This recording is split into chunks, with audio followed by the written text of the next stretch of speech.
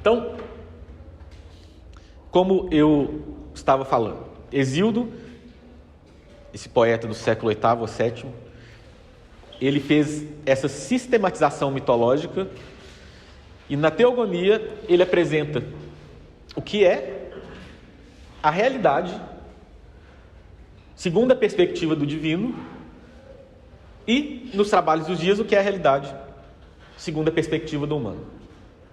E, portanto, ele apresenta uma visão do todo. Ou seja, Hesíodo está trazendo uma primeira forma de sabedoria, de sofia. Isso significa que ele é um filósofo? Como eu falei, Máximo de Tiro, esse orador platônico, ele falava que a filosofia era polifônica e que Homero foi o primeiro e o maior dos filósofos. Obviamente, num sentido estrito, ele está errado. Filosofia é uma outra coisa. Filosofia está num nível de abstração mais elevado do que a poesia, o mito, né? Mas, por outro lado, o Máximo de Tiro está entendendo a filosofia como a busca pela sabedoria, a busca pela sofia, né? E ele define a sabedoria justamente assim, essa visão ampla e profunda do todo e dos assuntos humanos e divinos. E uma vida virtuosa segundo essa sabedoria. Filosofia busca essas duas coisas para o Máximo de Tiro. Não importa os meios. Por isso que a filosofia para ele é polifônica. Essas coisas podem ser buscadas de uma forma poética. E é isso o que para ele Homero fazia. Eu vou colocar a coisa de outra forma, tal como eu tenho pensado a questão. Eu vou repetir coisas que eu já falei aqui. E que eu coloquei recentemente num texto lá na minha página do Medium. Depois eu mando o link para vocês no Moodle. Mas é o seguinte: a inteligência humana, ela funciona da seguinte forma: começa na imaginação e depois vai para a intelecção, né? A noesis, ou seja, a intelecção, a captação da inteligência, pensamento mais abstrato para resumir, vem da fantasia. Isso aqui é o que Aristóteles vai falar. Fantasia é a imaginação, não imaginação só visual. Mas eu vou colocar de uma outra forma ainda, tá? Porque aí fantasia são muitas coisas. Mas o primeiro modo pelo qual nós entendemos a maioria das coisas, não tudo, porque fantasia é muito amplo, é através das histórias que a gente conta. É isso que a gente tem falado repetidamente aqui. A primeira inteligência humana é a inteligência narrativa. E é por isso que todas as culturas têm os seus mitos, mas não necessariamente vão ter ciência, filosofia, etc. Por quê? A primeira maneira pela qual a gente entende o mundo é através de histórias. E o que é um mito? Um mito são essas tentativas de entender o mundo, essas explicações do que a realidade é, que são narrativas. A gente entende mito como histórias falsas, fantásticas, né? Não é nesse sentido que eu estou usando a palavra mito. Eu acho que, pelo contrário, os mitos, em geral, eles tendem a ser verdadeiros. Porque se eles estão explicando para uma cultura o que é a realidade, alguma parte da realidade eles de fato estão captando. Não dá para uma cultura estar completamente perdida no mundo só achando coisa fantasiosa.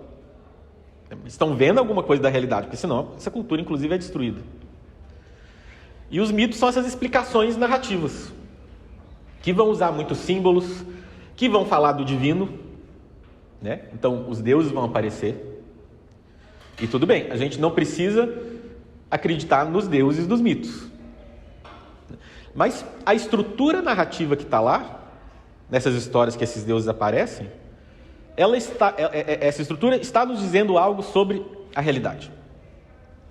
E eu digo mais, para passar para a abstração da filosofia, em primeiro lugar, é necessário que existam esses mitos.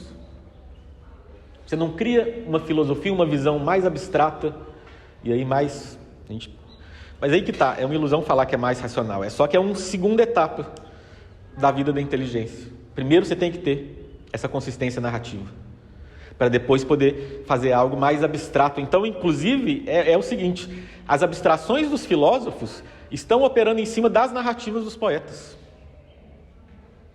Então, não é que os filósofos estão falando uma outra coisa, eles estão falando a mesma coisa num nível superior de abstração. E aí a gente pode ser, talvez, auxiliado com esse conceito que eu cunhei, que é de imaginário metafísico. O que é metafísica aqui, como eu estou entendendo? É simplesmente a visão da totalidade. Não estou pensando em metafísica, por exemplo, no sentido aristotélico de uma ciência que fala sobre as realidades imateriais. Pode não ter realidades materiais ou pode ter. Metafísica eu estou pensando, por exemplo, como Ortega y Gasset, uma visão do todo. Todo mundo tem uma visão da totalidade. Pior que seja a nossa visão, a gente tem alguma noção do que a gente acha que o mundo é. Se a gente não tivesse essa noção, a gente não conseguia fazer nada. Se a gente não acha que captou um pouco da estrutura do mundo, a gente não sabe o que a gente tem que fazer, o que funciona, o que não funciona, o que é valioso, o que não é. Só que a maioria das pessoas não são filósofos. Então, essa metafísica tácita, essa metafísica implícita que todo mundo tem, se a pessoa não é um filósofo, ela não é uma teoria filosófica. Ela vai estar no nosso imaginário. Vai ser o modo como a gente imagina o mundo. Ou seja, as histórias que a gente conta, os símbolos que a gente tem, os valores que a gente atribui às coisas. Isso aí está tudo no nível do imaginário. Por isso que eu estou falando de imaginário metafísico. Essa nossa visão imaginativa que está implícita em tudo que a gente faz do que a realidade é. E aí esses mitos fundadores, no sentido mais básico, vão ser os constituintes do nosso imaginário metafísico. Todo mundo tem isso. E, em geral, esse imaginário metafísico... Então, uma outra coisa, esse imaginário metafísico não é uma coisa que a gente constrói individualmente. Tá? A gente aprende ele da nossa cultura. A gente absorve ele meio inconscientemente. Nos ritos, nos símbolos, nos valores, nas possibilidades existenciais que a gente percebe na realidade e que as pessoas da nossa cultura ensinam para nós. Sim. Estou pensando em como que essa ideia de mitos fundadores se aplica na identidade nacional das pessoas. Por exemplo, nos Estados Unidos eles têm um mito fundador que é da guerra de separação. Um dos motivos que o brasileiro médio não é tão patriótico, porque a gente tem um mito fundador muito fraco, que é o grito da independência, é o Dom Pedro I no burro, Sim. Sim, é interessante isso, né? Você falou da Guerra Civil Americana. É igual o mito fundador da identidade dos gregos enquanto gregos, não é nacional porque não é um país, né? É a Guerra de Troia. É um grande esforço superado que dá uma identidade muito forte, né? No Brasil não teve uma guerra civil para poder ficar independente muito forte, né? Teve uns negocinhos lá e... tem isso também. E essa coisa de mito fundador está em todas as estruturas. Como a gente entende a sociedade, as várias coisas, por que o mundo é do jeito que é. Mas eu estou chegando aqui para falar de Hesíodo no nível mais fundamental de todos. O que a gente acha que a realidade como um todo é. Né? Qual que é o sentido último das coisas? Por mais que a gente ache, não sei qual que é o sentido último das coisas. Tudo bem, mas alguma hipótese para a gente poder operar no mundo a gente tem. Sabe? Mesmo um cético, ele tem um mapa do mundo para poder operar, que ele pode não acreditar muito, mas que ele opera a partir desse mapa mesmo assim. E esse imaginário metafísico, como eu falei, ele não é uma construção individual. Pode ter as particularidades individuais, mas ele, na sua maior parte, ele é algo que a gente absorve da cultura. Né? Então ele é compartilhado. E de onde que esse imaginário metafísico vem? Ele vem dos vários ritos, das várias liturgias que fundamentam essa cultura. O ser humano é um ser simbólico. Então isso aí é uma outra conversa, né? Tem um fundamento ritual no modo como a gente entende o mundo. A gente vive e depois, a partir da nossa vivência, a gente compreende. Mas também através dos poetas. Um grande poeta que oferece uma síntese imaginativa, né, permite que essa síntese seja absorvida. Ele não cria do nada, né, em geral.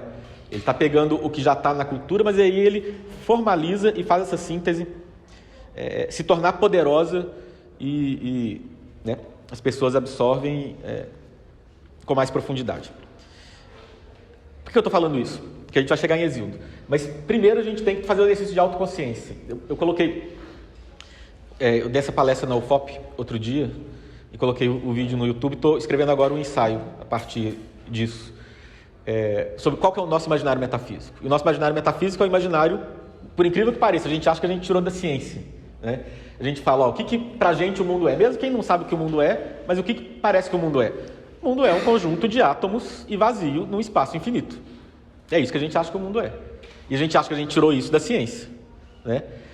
Só que a ciência nunca mostrou nenhum átomo, e aí no século XX, quando a física se desenvolveu, mostrou que os átomos não eram partículas fundamentais, que a gente não tem certeza se vai ter uma partícula última de matéria, porque a gente vai cada vez descobrindo uma outra que constitui a anterior, né? E a gente não progrediu mais porque os aceleradores de partícula não são poderosos o suficientes para ir além, mas nada garante que não vá. Então a gente não tem essa certeza científica, não existe evidência de que tem um constituinte último da matéria, né? E além disso, nessas experiências, tipo a experiência de duas fendas do Thomas Young e tal, mostra que essas partículas se comportam como partículas e como ondas, dependendo do contexto. Então elas não são umas bolinhas que aí vira as coisas. Elas são uma outra coisa que a gente não sabe o que é, né? E o vazio dos cientistas não é o vazio que a gente entende como nada. O vácuo quântico, ele é uma realidade, da qual surgem partículas, que é regido por leis da física. Então, assim, a ciência, inclusive, está indo para um outro caminho. O Werner Heisenberg, um dos criadores da física quântica, falava que, se a gente for pensar nos pré-socráticos, a física está mais perto de Heráclito, que falava que tudo era fogo, ou de Pitágoras e Platão, que fundamentavam a realidade em estruturas matemáticas, do que de Demócrito, que falava em partículas, que é o nosso imaginário. Então, de onde é que a gente tirou esse imaginário se não foi da ciência? Inclusive isso. A gente não tirou da ciência porque essa ideia existe há muito mais tempo do que a ciência moderna. A gente tirou essa visão de mundo do De Rerum Natura do Lucrécio, um poema do século I a.C., de um poeta romano. A gente acha que a gente tirou da ciência, mas isso existe já desde o século I a.C. em Roma. E isso aí é a filosofia de Epicuro, que adaptou Demócrito, né? Mas nós nos tornamos epicuristas não por causa de Demócrito, não por causa de Epicuro, mas por causa da força da poesia de Lucrécio. Foi porque um poeta colocou aquilo de um modo poético que essa visão de mundo foi sendo absorvida na Idade Moderna, aos poucos. A recepção do De Rerum Natura na Idade Moderna é muito interessante, né? Até os cientistas tentarem olhar o mundo por aquelas lentes, criarem a teoria atômica, que rapidamente foi refutada tal como ela era imaginada, a partir de um modelo epicurista, como eu falei, por causa dessas coisas, né? Mas, apesar da física quântica estar falando de outras coisas, a gente ainda acha, inclusive o jeito que eu formulei essa nossa visão de mundo, eu formulei do jeito que os epicuristas formulam. Quando eu falo átomos e vazio, é a expressão deles. Eu fiz de propósito, para a gente ver de onde é que a gente tirou essa nossa ideia, né? E aí a gente julga todas as coisas a partir desse modelo imaginário que a gente tem, desse imaginário metafísico nosso. Por que eu estou falando isso aqui numa aula de literatura? Porque Hesíodo está fazendo a mesma coisa para os gregos. Não que todo grego tenha lido Hesíodo. Sim, Hesíodo foi um poeta muito importante. Heródoto vai falar que foram Homero e Hesíodo que deram para os gregos os deuses. E a gente já explicou o que significa isso. Significa que a mitologia grega, ela não é uma mitologia unificada. Cada região tinha lá suas histórias sobre o que o mundo é, sobre os deuses. Mas Homero e Hesíodo, ao escreverem sobre os heróis e sobre os deuses, colocaram por escrito, né? E quando esses escritos circularam por toda a Grécia, eles trouxeram uma primeira unidade mitológica para os gregos. Eles criaram a primeira mitologia pan-helênica. Todos os gregos podiam conhecer as versões dos mitos, tal como apareciam em Homero e Hesíodo, porque estava por escrito. Então eles têm uma influência gigantesca. Mas o que Hesíodo fez? Ele não inventou esses mitos.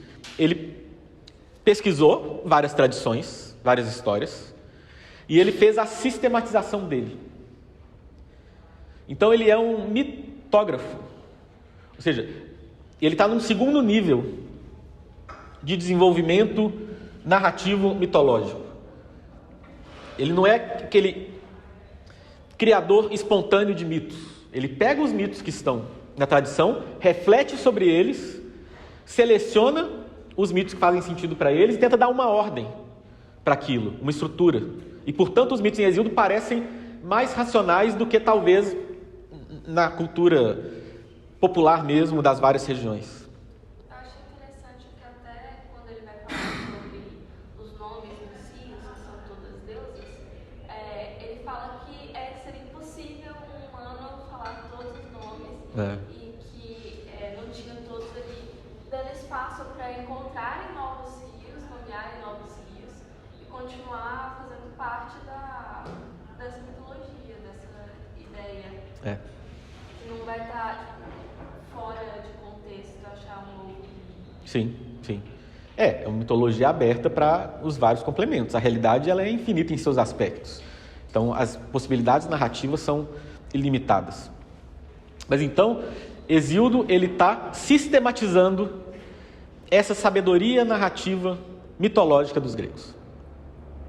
Está pegando as várias tradições e tentando esboçar uma visão de mundo coerente. Já é uma primeira reflexão nas narrativas míticas, que, por sua vez, já são uma primeira reflexão a respeito do que é a realidade. E é isso que Hesíodo está fazendo, está apresentando um panorama do mundo para que as pessoas alcancem uma sabedoria, mas ele está fazendo isso de uma maneira narrativa. E por quê? Porque não dá para não fazer de uma maneira narrativa em primeiro lugar. Primeiro, a gente narra, depois a gente constrói por cima. Igual o nosso caso também. Primeiro, nós somos epicuristas poeticamente. É claro que nós não, a gente não leu, pelo menos assim, muita gente, né? Talvez aqui alguns de vocês tenham lido, mas assim, a maioria de nós não lemos o De Rerum Natura do Lucrécio. Mas a visão de mundo que a gente tem, que foi passada para nós através do sistema escolar, da mídia e tal, vem da recepção que intelectuais europeus da Idade Moderna tiveram desse poema. Então essa síntese, e assim, mesmo que nós não sejamos cientistas, filósofos, a gente acha que o mundo é assim. Por quê? Porque foi o que a gente recebeu. A gente recebeu a estrutura narrativa. E a gente se comporta como um mundo, como se o mundo fosse isso. Um conjunto de átomos vazios. O nosso sistema político é baseado nisso. O liberalismo é baseado nisso. Se o mundo não tem um sentido em si, então cada pessoa pode escolher o próprio sentido da sua vida. As várias comunidades podem escolher. E aí o sistema político não pode ser baseado numa ordem cósmica. Porque a ordem cósmica não diz respeito ao humano. Isso aí, por isso que eu falo que a gente é epicurista e não atomista. A finalidade da filosofia de Epicuro era afastar das pessoas o medo dos deuses. Então, porque os gregos morreram de medo dos deuses, porque os deuses estavam sempre aí aprontando uma, né, com os seres humanos. O Epicuro fala, os deuses estão nem aí pra gente. Eles existem, eles chamavam ele de ateu, mas não era ateu. Eles existem, mas eles não estão nem aí pra gente. Então, portanto, a existência humana pode ser vivida de uma maneira autônoma. É justamente o princípio da política moderna, né? Os seres humanos escolhem como eles vão viver comunitariamente, né? Sim. E, na verdade, muitas vezes prevalece a visão do mais forte, né? Mas sem pensar no que o divino considera a respeito do modo como a gente age, né? É a política da imanência, como eu falo. E aí um sistema epicurista ele é muito útil aqui. Quando eu for falando aqui de Hesíodo, eu vou mostrar para vocês como que, por exemplo, a filosofia de Aristóteles ela é uma abstração, um pensamento mais abstrato feito a partir da narrativa de Hesíodo. Não que Aristóteles pensou a partir de Hesíodo, mas ele pensou a partir de histórias da mitologia grega como essas que Hesíodo apresenta aqui. Pode ter sido por Hesíodo, pode ter sido as outras coisas que ele recebeu vivendo na cultura grega, macedônica e tal. Mas ele está fazendo isso, esse segundo ato de pensamento a partir da imaginação. Então, o que eu estou dizendo é o seguinte, é claro que Hesíodo acreditava nos deuses. Os deuses não são símbolos de nada, eles são deuses mesmo. Mas o modo como Hesíodo conta essa história revela a percepção que ele tem da realidade. É o modo como Hesíodo e, portanto, como os gregos, porque ele está sistematizando a partir dessa sabedoria mítica grega, se coloca diante do ser. Então não é uma coisa que ele inventou da cabeça porque acha legal. Ele está descrevendo a realidade tal como essa realidade aparece para ele. Por trás dessas histórias, que para nós parecem fantásticas e fantasiosas, existe uma experiência do real. E enquanto descrição narrativa e mítica de uma experiência do real, que Hesíodo é verdadeiro. Mas eu não vou só falar para vocês e pedir para vocês acreditarem. Eu vou ler e vocês vejam se faz sentido. E se fizer sentido, o mais interessante é que a gente experimente também a realidade tal como Hesíodo. Para quê? Para a gente deixar de ser epicurista? Não necessariamente. Mas para a gente ter uma outra perspectiva do que a vida é, que não vai substituir a nossa, mas vai ampliar a nossa percepção, a nossa consciência do que o mundo é. O nosso mundo fica mais amplo quando a gente vai absorvendo a sabedoria dessas várias culturas e vários tempos. Quando a gente aprende a ver o mundo dessas várias perspectivas possíveis. E não são várias perspectivas possíveis, ao meu ver, porque todas elas são falsas e no fim das contas a gente não sabe o que é a realidade. Não sou cético. Eu defendo, pelo contrário, um hiperrealismo. Eu acho que todas, em alguma medida, são verdadeiras. Claro que existe o erro. Porque a realidade ela é tão rica, ela é tão infinita nos seus aspectos, que nenhum autor, nenhuma cultura vai esgotar ela. Né? Então as pessoas estão vendo coisas diferentes e falando dessas coisas diferentes. E é aquilo que os filósofos gregos, né, como Platão, diziam. A sabedoria em si, o ser humano nunca vai alcançar. Porque sabedoria é própria da mente divina. Mas o que os seres humanos podem fazer é se aproximar cada vez mais dessa sabedoria. Ela é o ideal que a gente nunca alcança, mas do qual a gente sempre pode se aproximar. Como? Fazendo isso, ampliando cada vez mais os limites do nosso mundo. Absorvendo essas várias visões. Então o problema não é a gente ser epicurista. Epicurismo, já falei para vocês, é um imaginário metafísico, inclusive limitado. Ele não dá conta nem da ciência contemporânea. Mas o problema não é a gente ser epicurista. O problema é a gente ser só epicurista e nada mais. A gente não entender que dá para ver o mundo de várias outras formas, que são formas legítimas. A gente hoje em dia fala muito sobre esses vários centrismos, né? Então tem... eu nem lembro qual que é, mas... sei lá, eurocentrismo, androcentrismo, etnocentrismo. Mas tem um que a gente não fala muito, e ele atrapalha muita gente. Cronocentrismo. É achar que só porque a gente nasceu aqui no século XXI, a gente sabe mais do que ser a humanidade de todas as épocas. A gente sabe algumas coisas mais mesmo. Claro, teve avanço científico que trouxe, né, conquistas inegáveis. Mas tem coisas que a gente esqueceu. Tem certas sensibilidades, tem certas esferas da realidade que a nossa atenção não consegue alcançar. A gente não aprendeu a olhar para essas coisas. E entrando em contato com essas outras culturas, esses outros lugares, não precisa ir longe. Se a gente chegar lá nos índios brasileiros, essas várias tribos, eles conseguem, eles ensinam para a gente a ver coisas que a gente não está prestando atenção. Né? Cada cultura tem seus limites. Então, se a gente vai tentando aprender um pouco com cada uma, a gente vai ampliando. Eles vão ensinando a gente a prestar atenção em coisas, dando a linguagem para isso, dando o simbolismo para isso. E aí a nossa consciência pode se tornar maior do que a consciência da nossa cultura, que inevitavelmente é limitada, se a gente segue esse caminho da sabedoria. É isso que a gente fez com Homero. Né? A gente foi chamando atenção para várias coisas que às vezes até passam despercebidas da gente hoje em dia. E agora a gente vai fazer com Hesíodo de uma maneira mais intensa, porque Hesíodo não está falando só sobre heróis específicos, ele está falando sobre a totalidade do real.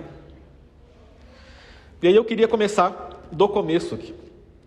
E esse começo é muito interessante.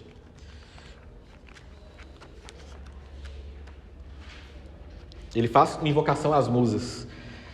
Estou usando aqui a tradução do Torrano, né? Como Homero, né? Começa pelas musas, que vão inspirar o canto. Inclusive é interessante essa questão. Que medida o canto é inspirado? Parece em Hesíodo. Pelas musas heliconíades comecemos a cantar. Elas têm o grande e divino Monte Helicon, em volta da fonte violácea, com pés suaves, dançam e do altar do bem forte filho de Cronos. Esses versos são maravilhosos, né? Elas estão lá, junto ao Monte Hélico, nessa fonte violácea, e elas dançam ao redor do altar de Zeus. Banharam a tenra pele no permesso ou na fonte do cavalo ou no meu divino, e irrompendo com os pés fizeram coros belos, ardentes no ápice do Hélico. E aí continua falando aqui dos deuses, tal, faz essa invocação. E aí aqui no verso 23, elas um dia ensinaram belo canto a Hesíodo. Esse verso aqui ele é fundamental, tá? Para a história da nossa tradição literária. Por quê? É a primeira vez que um autor nomeia a si mesmo no seu poema. Isso não existe em Homero. Bem, é o segundo texto que chegou até nós, então isso aconteceu relativamente rápido. Mas é por isso que muito menos estudiosos desconfiam da autoria da Teogonia, dos trabalhos e dos dias. Porque Hesíodo fala de si mesmo. Tudo bem, tem gente que fala, não, está falando de si mesmo, mas é a tradição que colocou esse Hesíodo como um símbolo. Dá para falar isso, mas é muito mais difícil. Porque Homero realmente, não tem hora nenhuma falando que tem um Homero na Ilíada e na Odisseia. Mas aqui Hesíodo fala de si mesmo, ele se coloca no seu próprio canto. Ele coloca a perspectiva dele enquanto poeta. E isso é muito interessante. Depois dos trabalhos dos dias ele vai fazer isso de novo e inclusive vai falar do problema que ele tem com o irmão dele. Né? E a gente vai falar sobre isso aí depois do intervalo. Mas então as musas ensinaram para Hesíodo um belo canto quando pastoreava ovelhas ao pé do Hélicon divino. Então Hesíodo aparece aqui como um pastor de ovelhas. Esta palavra primeiro disseram-me as deusas, musas Olimpíades, virgens de Zeus, porta-égide. Isso aqui é muito incrível. Literatura grega é uma coisa realmente fora de série. Pastores agrestes, vis infâmias, ventre só. Sabemos muitas mentiras dizer, símeis aos fatos, e sabemos, se queremos, dar a ouvir revelações. Assim falaram as virgens do grande Zeus, verídicas, por cetro, deram-me um ramo a um loureiro viçoso, colhendo o admirável, inspiraram-me um canto. Então ele é bem esse poeta que está cantando não nos palácios, para os reis, poesia épica, mas ele está próximo da natureza, isso é importante aqui. Como um pastor, o cetro dele lá de Aeda é um ramo, e elas inspiraram o canto dele, divino, para que eu glorie o futuro e o passado. Impeliram-me a inear o ser dos venturosos sempre vivos, e a elas primeiro e por último sempre cantar. Então é interessante, está falando, as musas apareceram para ele e ensinaram ele a cantar. Ensinaram ele a ser poeta, deram o cetro, e ensinaram ele a cantar. E inear, fazer hinos aos deuses. Ou seja, a primeira coisa, isso aqui, esse poema, ele é uma celebração dos deuses. Ele não é só um poema para a gente ouvir, mas ele é um rito também, quando performado por um poeta. Ele está cantando os deuses e isso é um louvor aos deuses. Ou seja, isso também é uma ideia interessante que depois vai ser recuperada de uma outra forma, não se baseou em Hesíodo, por um filósofo existencialista do século XX, o Gabriel Marcel, que falava que a gente não pode falar sobre Deus, mas apenas falar com Ele e louvá-lo. Não dá para falar do princípio último da realidade, não dá para falar do divino, dá apenas para se relacionar com esse divino e falar dessa nossa experiência. Ou seja, tem esse contexto ritual aqui. Mas o mais interessante de tudo é o seguinte. Ele falou, então as musas me ensinaram esse canto. Mas o que elas falam primeiro? Nós, quando a gente quer, a gente dá revelações. A gente fala a verdade para os poetas. Mas nós falamos muitas, a palavra muitas aqui, polar, mentiras semelhantes aos fatos. Então isso aqui é maravilhoso, né? Elas estão ensinando um canto para Hesíodo. A gente lê Hesíodo achando que ele está falando a verdade sobre os deuses que foram reveladas para ele sobre as musas, mas logo no começo as musas falam que elas gostam de mentir e que elas falam um monte de mentira. Ou seja, logo no início, na introdução, que Hesíodo está explicando o que ele está fazendo, ele está falando, olha, isso aqui é inspirado pelas musas mesmo, mas elas são muito mentirosas. E aí os comentadores eles tentam interpretar o que Hesíodo está falando. As duas visões mais comuns que eu vejo. A primeira é a seguinte, ele está falando assim, como ele está fazendo uma sistematização dele, dos mitos gregos, ele está querendo, quando ele faz isso, as musas falam que elas falam verdade e mentira, dizer que a visão dele é verdadeira e que essas outras tradições, nas várias regiões, que são diferentes do que ele está falando, são falsas. Está tentando explicar essa diversidade de mitos. Tem algum sentido. Outras pessoas, notando que esse verso, ele é muito semelhante a um verso que aparece na Odisseia, esse verso aqui, mentiras semelhantes aos fatos. Idmen pseude polar legem etimoisin homoia. Isso aí é uma expressão que tem um equivalente na Odisseia. Tem gente que acha que ele está fazendo uma crítica a Homero, falando, olha, Homero falou coisas falsas semelhantes à verdade. Enquanto agora em Hesíodo a gente vai ouvir realmente a verdade das coisas. Mas eu não acho que seja nenhuma coisa nem outra. Eu acho que o que Hesíodo está falando é o seguinte, olha, aquilo que a gente já tem falado muito. O melhor que eu consegui entender do que o mundo é, a partir dessas tradições mitológicas que eu investiguei e que as musas me inspiraram, elas são as garantidoras dessas tradições, né? Isso aqui foi o melhor que eu consegui trazer. Mas eu não sei avaliar, eu não tenho condições de avaliar até quando isso é verdade, até quando isso é mentira. Eu acho que ele está colocando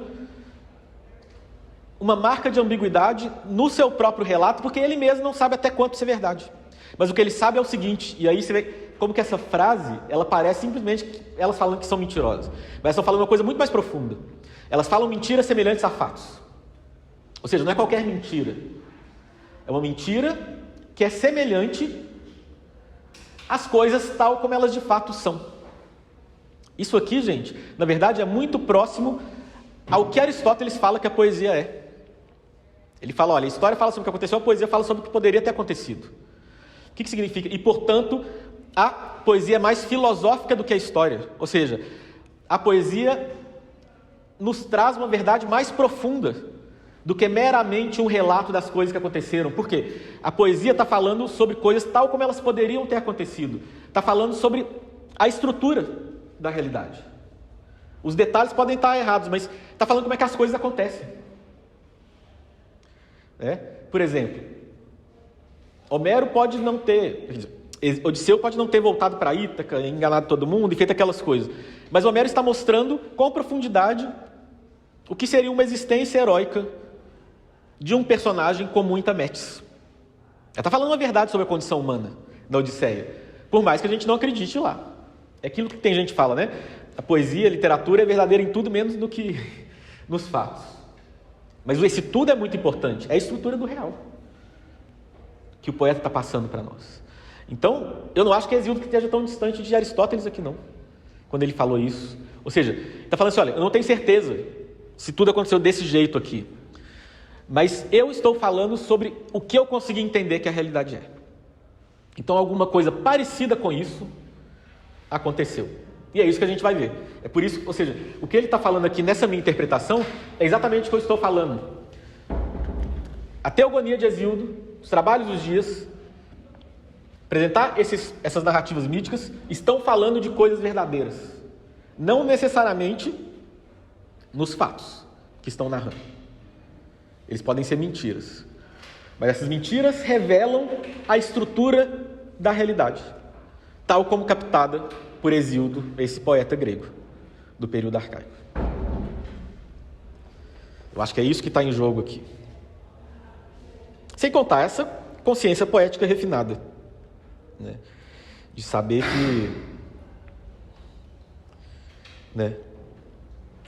que sim, os mitos são verossímeis, alguma coisa daquele tipo provavelmente aconteceu, mas não dá para ter muita certeza. O que os gregos sabiam pela variedade das versões que eles tinham. Então, vamos pular aqui e vamos para esse maravilhoso verso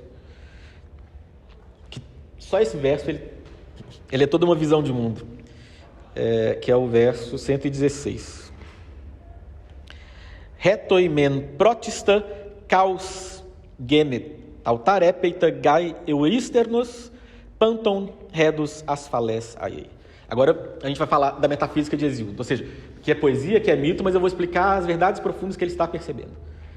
Vocês vão ver como isso aqui é uma visão muito profunda e verdadeira da realidade. Por mais que, assim, a gente não precisa acreditar no que ele está falando de um modo fático.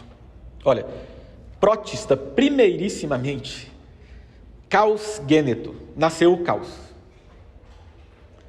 E depois, aí é esse próximo verso, a terra de amplo seio, de todos a sede irresvalável sempre, dos imortais que têm a cabeça do Olimpo nevado. Tem toda uma metafísica aqui. Primeiro veio o caos. Primeira questão é isso, o que é o caos? Essa palavra caos, ela vem de ela tem uma família semântica próxima dela, por exemplo, o verbo cao, a palavra casma, que significa abrir a boca. É como se o caos fosse esse espaço de uma boca aberta. Esse símbolo é maravilhoso, né? É como se a realidade tivesse se aberto como uma boca e agora surgiu um espaço no qual todas as coisas podem se manifestar. Ou seja, o caos é essa primeira possibilidade cósmica, que é desordenada ainda, que não tem uma forma definida ainda. Mas justamente por não ter uma forma definida é que todas as coisas podem se manifestar a partir dele. E olha que curioso, Hesíodo não está falando que o caos existia desde o princípio. Ele está falando que primeiro surgiu o caos. Ele não explica o fundamento último da realidade. Isso aqui não está em Hesíodo.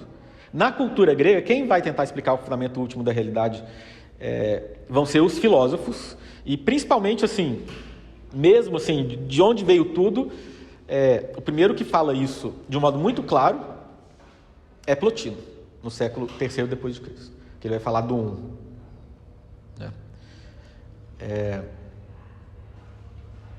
Então, Hesíodo não está falando sobre o fundamento do ser, ele está falando sobre o devir, sobre as coisas que surgem. Está falando sobre o movimento cósmico. E a primeira coisa que surge é a possibilidade das outras coisas surgirem. Essa possibilidade informe, total. É isso que é o caos. E isso é uma análise filosófica muito refinada. Está falando sobre as formas que as coisas vão tomando e essa base informe, essa possibilidade informe. Isso aí vai ser depois elaborado pelos filósofos. E isso tem consequências éticas também. Tá? A partir dessa ideia de imaginário metafísico, eu gosto muito de contrastar a visão dos gregos, e aí eu fundamento o que alguns autores vão chamar de visão trágica da existência, ou visão heróica. Eu chamo de cosmovisão do sacrifício, que é a visão dos gregos e dos indo-europeus em geral, da visão cristã, que eu chamo de cosmovisão da graça, da nossa visão, que é essa cosmovisão epicurista. Acho que a gente tem 3 visões de mundo, 3 imaginários metafísicos diferentes. Acho que o melhor caminho de acesso do imaginário metafísico dos gregos é a teogonia. E aí, por exemplo, quer fazer isso com os mesopotâmicos é o Enuma Elish, o poema da criação, que meu pai traduziu recentemente. Que a estrutura metafísica não é tão diferente da do Hesíodo, quando fala da luta entre Tiamat e Marduk, mas a gente vai falar sobre isso aqui quando comentar Hesíodo, tá?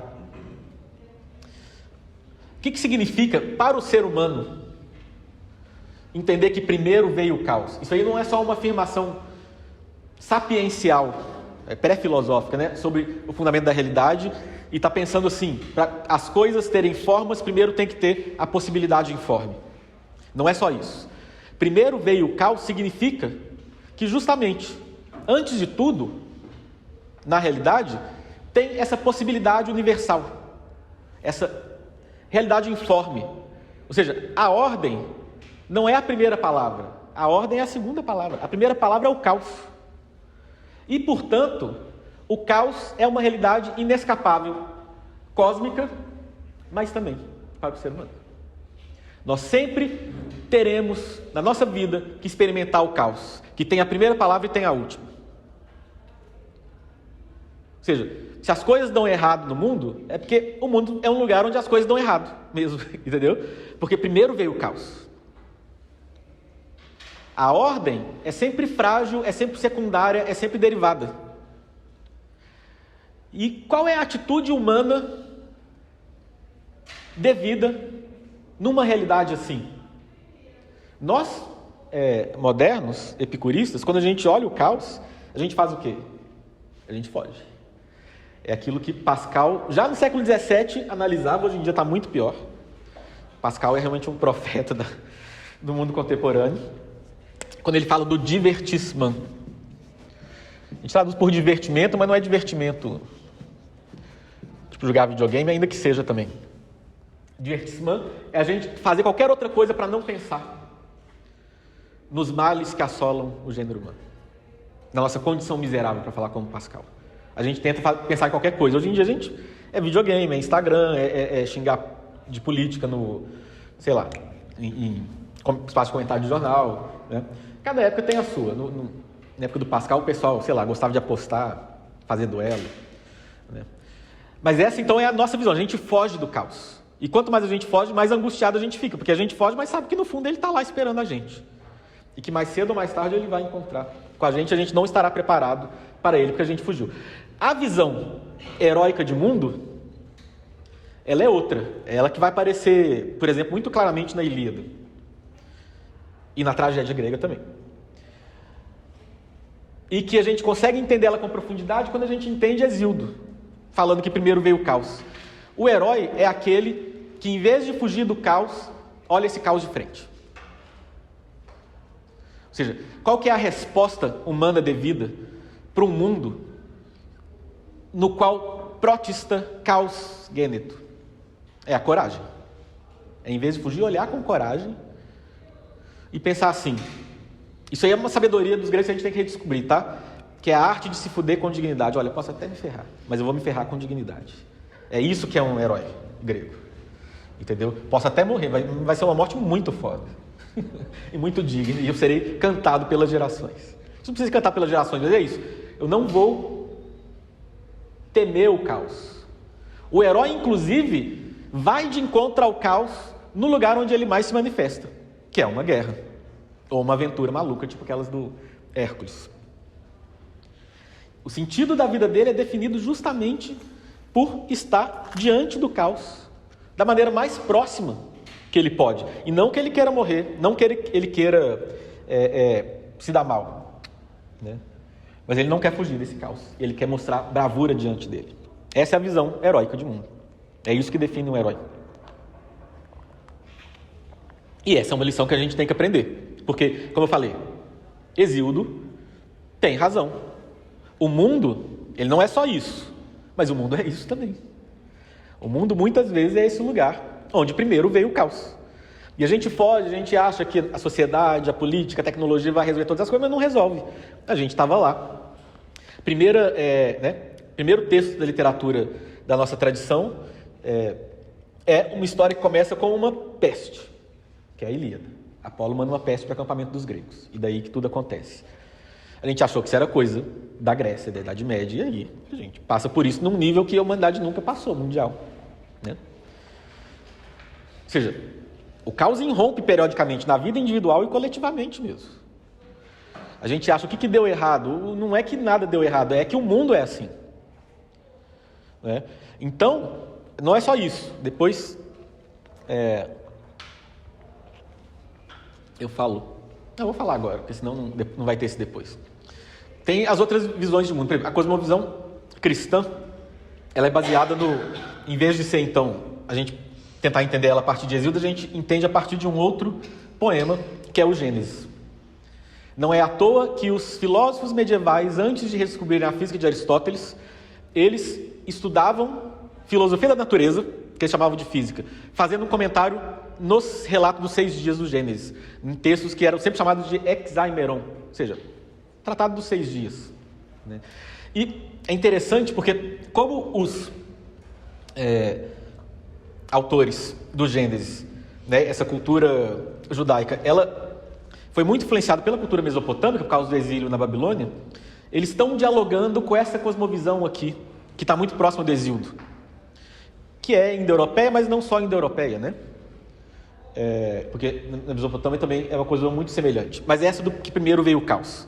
Então fala, no princípio Deus criou todas as coisas, então está falando o que tem no princípio e não só o que primeiro surgiu, né? E aí criou o céu e a terra, que em Hesíodo a primeira coisa é o céu e a terra também.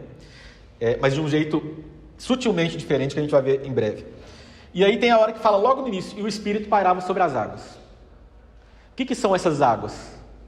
A água, a gente falou sobre isso na Odisseia. A água é o símbolo da possibilidade cósmica, tal como o caos.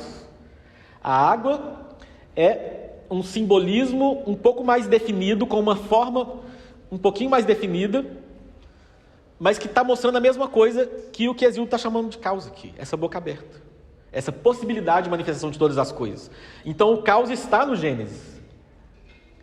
Porque, como eu falei, tem essa influência mesopotâmica, eles estão falando dessa primordialidade do caos de alguma maneira, né, numa hélice também. E aí no Gênesis aparece, olha, as águas estão aí, o caos está aí. Mas o caos não é a primeira palavra. O caos pode até ser o primeiro... o caos não é a primeira palavra. Sobre ele paira o Espírito de Deus. Ou seja, existe um fundamento da realidade, fundamento esse que é benévolo para com o ser humano. Ou seja, na cosmovisão cristã, é o que eu chamo de... existe essa noção de superabundância do ser. Ou seja, no mundo existe o caos, tá? Não é um conto de fada, não é... O que a gente chama de cristianismo hoje em dia, muitas vezes é o que um sociólogo americano chama Christian Smith, chama de deísmo terapêutico. Se Deus está aí, Ele quer que todo mundo seja feliz na Terra e tudo vai dar certo e tal. No cristianismo nunca foi isso, né?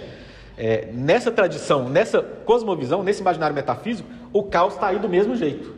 Ele vai aparecer para todo mundo. No cristianismo isso aparece a partir do simbolismo da cruz. Quando Cristo fala que todo mundo tem que carregar a sua cruz, o caos vai aparecer. E tem que carregar, não dá para fugir. Dá para transfigurar esse caos. Como o caos não é a primeira palavra, e também não é a última, esse caos ele vai aparecer, mas se a gente carrega essa cruz, né, se a gente morre, a gente pode ressuscitar, e Deus pode transfigurar todas as coisas. E tirar um bem disso que era um mal inevitável. Isso que eu estou chamando de superabundância do ser. O ser pode sempre nos surpreender positivamente. É isso que eu chamo de cosmovisão da graça. Eu acho que o poeta que melhor captou isso, para a nossa sensibilidade contemporânea, foi o Tolkien. Ele, naquele ensaio dele sobre On Fairy Tales, né? Sobre histórias de fadas, ele fala da eucatástrofe, que é o contrário da lógica trágica. Qual que é a lógica da tragédia? É a catástrofe. É uma mudança de situação, de uma situação boa para uma situação ruim. Isso aí é uma marca da tragédia. Não de todos os poemas trágicos, como a gente vai ver, mas é uma marca de muitos deles. A eucatástrofe é o contrário. Esse sufixo eu, em grego, significa bom. É uma reversão da situação, mas de uma situação ruim para uma situação boa. É aquela hora assim, tá tudo perdido, ferrou geral, e aí na última hora, uma ajuda do céu vem e torna o impossível possível. No Tolkien, é muito engraçado, isso geralmente acontece através das águias. Já viu? Todo mundo vai morrer, vai se ferrar, acabou tudo. Aí do nada aparecem umas águias voando e salvam a galera. As águias são um símbolo do que vem do céu, da ajuda que vem do céu, né? Então, é interessante, a cosmovisão judaico-cristã, ela não necessariamente nega essa cosmovisão do sacrifício arcaica, ela incorpora ela, e ela tenta superar ela. Ela está em diálogo com essa cosmovisão. E tenta ampliar e apresentar um mundo maior no qual o caos existe, as coisas vão dar errado, mas que essa ajuda celeste, essa graça imerecida na última hora, ela pode aparecer para quem carrega a sua cruz, não quem foge dela, ou seja, quem dá tudo de si, quem tem uma existência heróica. O cristianismo não abole a visão heróica de mundo, só transfigura ela numa visão de mundo mais amplo. Então, a gente tem esses dois sistemas e tem o nosso epicurista, que é assim... O mundo é átomos e vazio, é o por acaso. E o mundo não está nem aí para a gente que se vive, né? É uma outra visão, que provoca o niilismo contemporâneo. Essa visão grega, ela não é uma visão niilista. O caos existe no mundo, mas o mundo não é indiferente ao ser humano, né? O ser humano é uma parte desse mundo.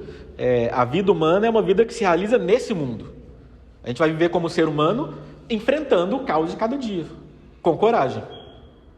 É isso que dá o sentido para a vida. Não tem uma falta de sentido. É no mundo epicurista que isso vai acabar acontecendo. No mundo epicurista, inclusive, nesse epicurismo, que eu chamo de epicurismo enlouquecido moderno. Porque o epicurismo antigo era um caminho, um modo de vida para alcançar a paz da alma, né? Mas então, voltando ao Hesíodo, primeiro veio o caos e depois a terra, sede irresvalável de todos.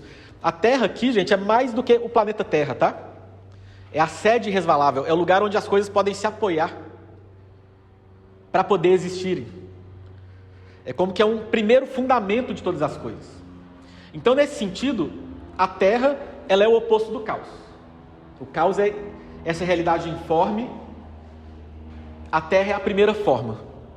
A forma no qual todas as coisas vão se apoiar. Mas, em segundo lugar, a terra, ela é muito próxima do caos. Ela é a primeira forma, é o primeiro nível de ordem que existe. Esse primeiro nível de ordem ainda está muito próximo do caos. Mas é um primeiro nível de ordem, é o sustento de todas as coisas. E aí, olha só, isso aqui que é curioso. No Gênesis fala, né? Deus criou o céu e a terra. Aqui fala o seguinte, né? Primeiro surgiu a terra, depois o Tártaro nevoento, no fundo do chão de amplas vias. O Tártaro é o mundo debaixo da terra, é o mundo subterrâneo. Ele é mais próximo do caos ainda, é uma realidade em um nível mais sombrio, mais escuro, mais escondido. Uma catábase, a gente estava falando sobre o simbolismo da catábase, de Homero a John Wick, né, na outra aula.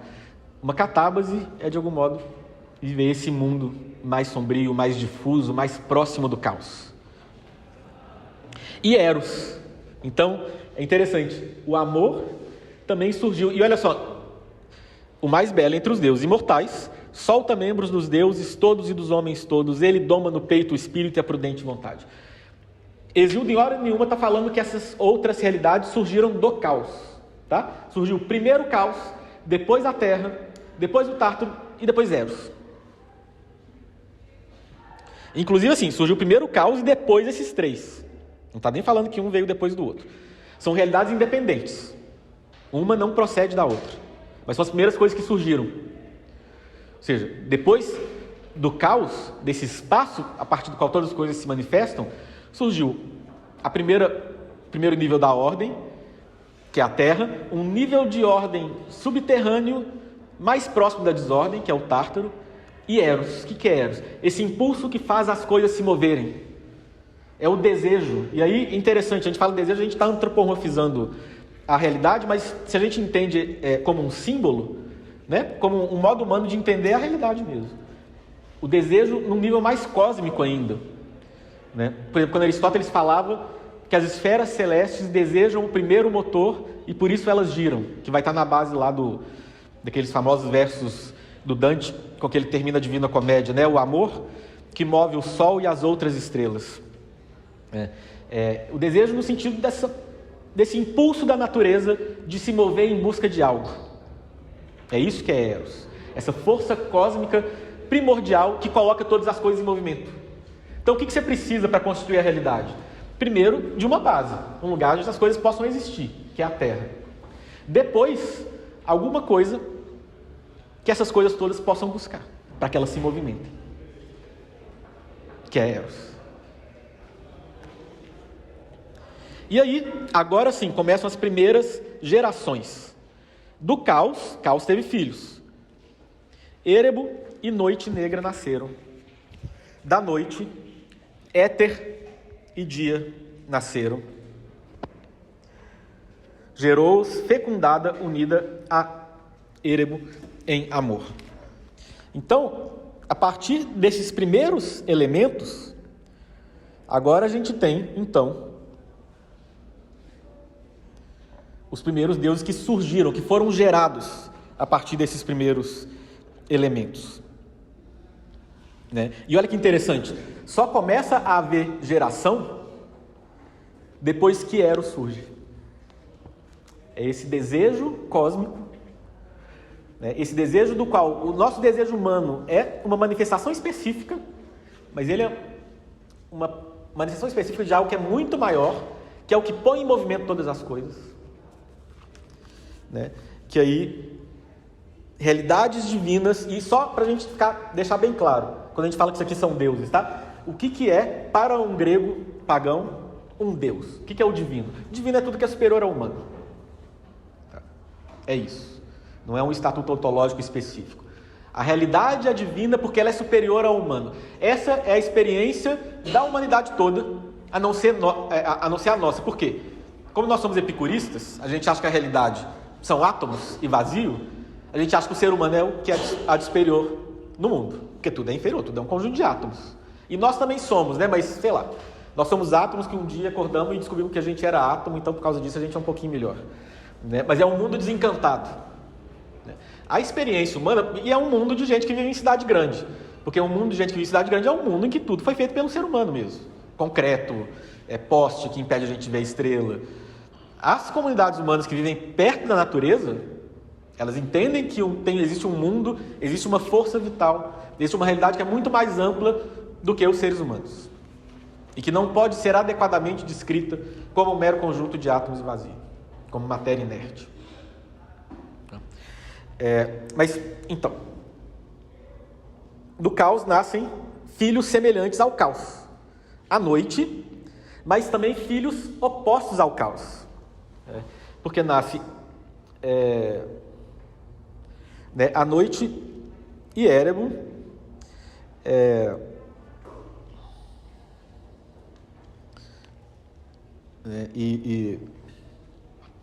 e aí vai. Então olha só, e aí da noite nasce o dia. É muito interessante. A gente, na nossa visão, assim, do modo que a gente entende simbolismo, por causa da base narrativa cristã na nossa cultura, a gente acha que o céu, que o dia, essas coisas que são as primordiais, e o resto é uma degradação disso, tipo a noite, tipo a terra, né? Mas é o contrário aqui. A ordem, ela surge da desordem. A realidade vai se ordenando gradualmente. Então primeiro surge a noite, para depois surgir o dia, como filho da noite. É porque existe esse espaço, essa realidade informe e temporal que é a noite, que pode existir essa realidade mais ordenada, que é o dia.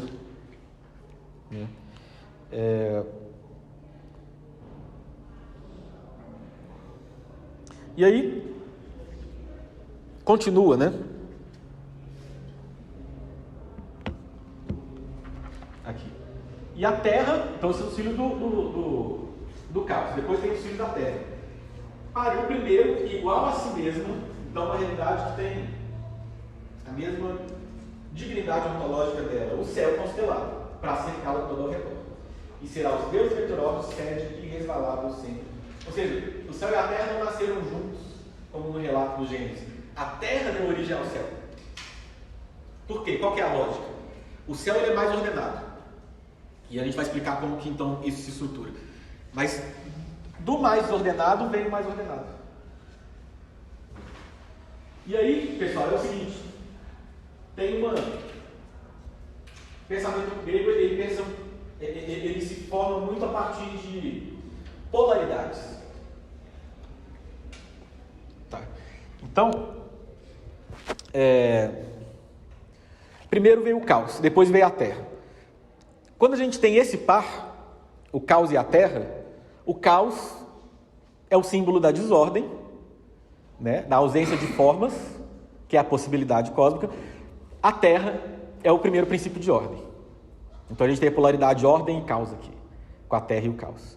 Mas aí, quando a terra dá origem ao céu, e eles se unem, eles viram um casal, a terra se torna o princípio de desordem, é ela que vai estar próxima do caos, e o céu vai ser o princípio de ordem. Entendeu? Nessa hora, o jogo virou, porque contextualmente, comparando-se com o céu, a terra é mais desordenada. E aí que vai começar a entrar em jogo, porque aí tal como, né, o dia e a noite se unem e tal, a terra vai se unir ao céu e eles vão gerar filhos. Então você tem agora aqui uma polaridade masculino e feminino. E aí, isso aqui é bem importante, tá? Masculino e feminino para os gregos não é simplesmente um gênero biológico que os animais têm, tá? É um simbolismo para pensar a estrutura da realidade, que se manifesta também nos animais, nos seres humanos, nos costumes, nos modos de vida, em todas as coisas. É um simbolismo para captar nuances do real. E que simbolismo? O masculino e o feminino são uma variação desse simbolismo primeiro do caos e da ordem. O feminino é a polaridade que está mais próxima do caos. O feminino é a terra. Mas não só a terra. Depois lá, quando Hesíodo fala aqui, né, que... Quando Hesíodo fala aqui da noite e do Érebo, já tem essa polaridade, né? Mas no caso do céu e da terra já fica muito claro. Então, a terra vai ser o princípio feminino e o céu vai ser o princípio masculino. O céu vai ser o princípio de ordem, a terra o princípio do caos. Isso não significa, e é muito importante a gente pensar isso, porque a gente tem uma visão de mundo que não se estrutura do modo grego aqui, é uma visão meio maniqueísta, assim. Sempre vai ter uma parte melhor, uma pior. Nunca é assim entre os gregos. A polaridade são opostos complementares. Cada polo tem a sua função. E o problema vai estar no excesso de um ou no excesso de outro. Né? Na desmedida. E não em um dos polos. Então, não é assim, se o céu é ordem e a terra é caos, então o céu é melhor do que a terra. Tá? Não é. Por quê? Ordem e caos também não são princípios dispostos hierarquicamente. Tá? Ordem é ordem, as coisas têm que existir, elas são uma coisa diferente de outras. Tem ordem, tem forma. Então a ordem é necessária para a existência das coisas. Mas uma ordem excessiva, ela paralisa todas as coisas. Ela ossifica todas as coisas. Por exemplo, a gente fala, a ordem na sociedade é muito bom, né? Porque se o mundo está muito desordenado, não dá para fazer nada. Mas uma ordem excessiva é um regime totalitário. Ninguém quer. Por sua vez, o caos é o princípio da possibilidade de todas as coisas. As coisas só surgem. Só surge alguma coisa nova porque tem essa possibilidade informe. Né? É o princípio da mudança. É o princípio da vida. É o princípio da geração.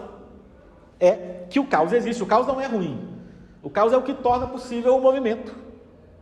Agora, o caos excessivo, tudo mudando o tempo todo, tudo sendo uma bagunça, é ruim também. Então isso é interessante. Você tem o polo masculino e feminino, que são simbolizados assim. Qual que é a diferença do masculino e feminino da ordem do caos? O masculino e o feminino são a ordem e o caos, enquanto eles se unem e criam todas as coisas, com a ordem fecundando o caos. Entendeu? Essa espaço informe, essa possibilidade, ela é fecundada pela ordem e aí surgem as várias realidades. Então esse é o simbolismo do masculino e do feminino. E para a gente entender o que os antigos entendem por masculino e feminino, e aí quando vai aplicar em questões de gênero dos seres humanos ou em qualquer outra coisa que eles vão falar, é disso que eles estão falando. É interessante, o masculino e o feminino, e o arquétipo básico do masculino e do feminino nesse pensamento mitológico grego é o céu e a terra, é o primeiro casal importante, que é Érebo e Noite, é tanta doideira que a gente nem pensa muito. Então toda relação que tem uma polaridade masculina e feminina é uma reencenação do momento que o céu fecundou a terra. É análogo a isso. Como se fosse uma imagem desse primeiro casal. E aí a gente vai ver que em Hesíodo, tá? Tem os problemas do excesso da ordem, do excesso do masculino, os problemas do excesso do caos, do excesso do feminino. O ideal é a justa medida. A medida é a melhor de todas as coisas. Os gregos gostavam de dizer. E a gente vai ver isso aqui.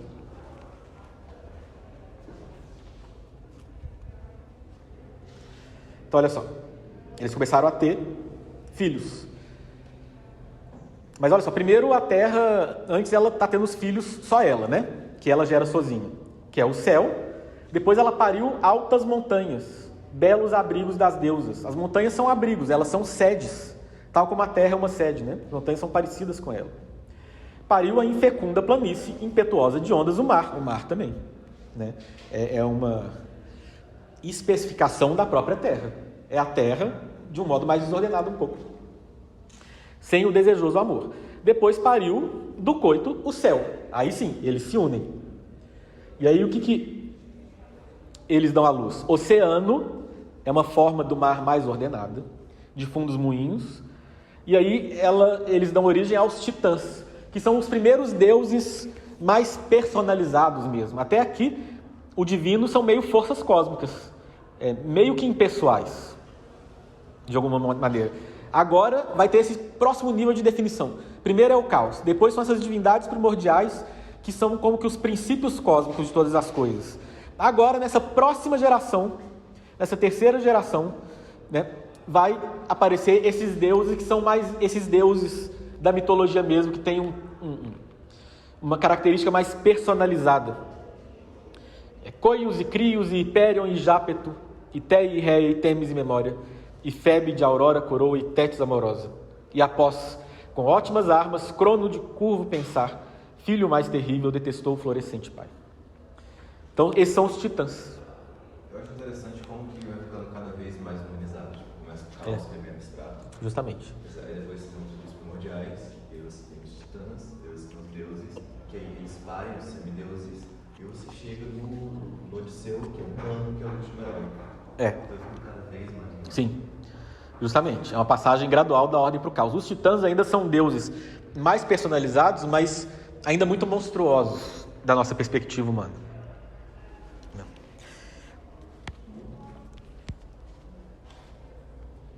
E aí ele tem mais outras famílias de deuses além dos titãs, né? São os ciclopes, de soberbo coração, trovão, relâmpago e arges, de violento ânimo, que a Zeus deram um trovão e forjaram um raio. Eles, no mais, eram comparáveis aos deuses, único olho bem no meio repousava na fronte, né? Então, não são os ciclopes da Odisseia não, tá? Que eles não são filhos de Poseidon, eles não vivem numa ilha sendo pastores. Isso aqui são ciclopes primordiais, que são meio divindades que trabalham, divindades da técnica e da metalurgia. Eles que deram para Zeus o trovão, o relâmpago, o raio. E aí outros ainda da terra e do céu nasceram, 3 filhos enormes e violentos, não nomeáveis. Então é isso, esses deuses que ainda são muito grandes, muito monstruosos. Cotus, Briareu e Giges, assombrosos filhos, deles eram 100 braços, que saltavam dos ombros, improximáveis. Eles são essas figuras muito próximas do caos, né? Cabeças de cada um 50 brotavam dos ombros.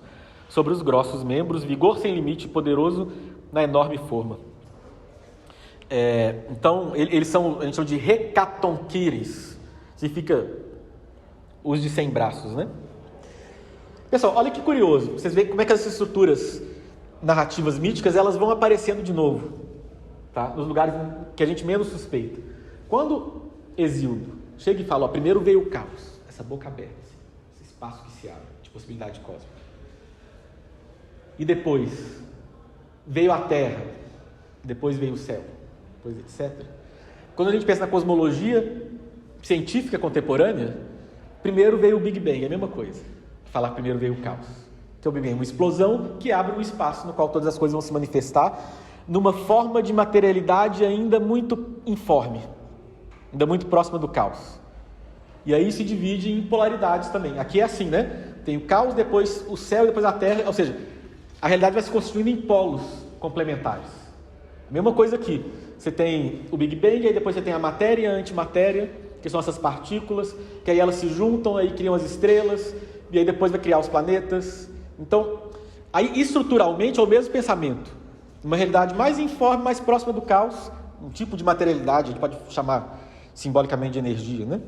Apesar de ser uma palavra complicada filosoficamente aqui, nesse caso, que vão se tornando cada vez mais definidos. É muito próximo, a estrutura é a mesma. E isso é muito curioso, como essas estruturas se repetem, né?